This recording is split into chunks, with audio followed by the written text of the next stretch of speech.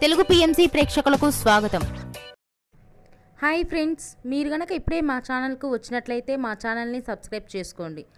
Subscribe చేయడంతో పాటు పక్కనే ఉన్న బెల్ ఐకాన్ని క్లిక్ చేయండి.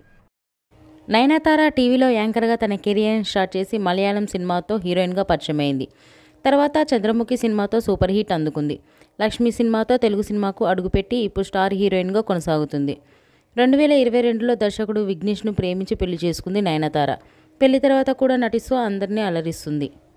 తాజాగా నయనతార తన లేటెస్ట్ ఫొటోస్ని అభిమానులతో పంచుకుంది. ఆ ఫొటోస్ని మనం కూడా చూసేద్దాం.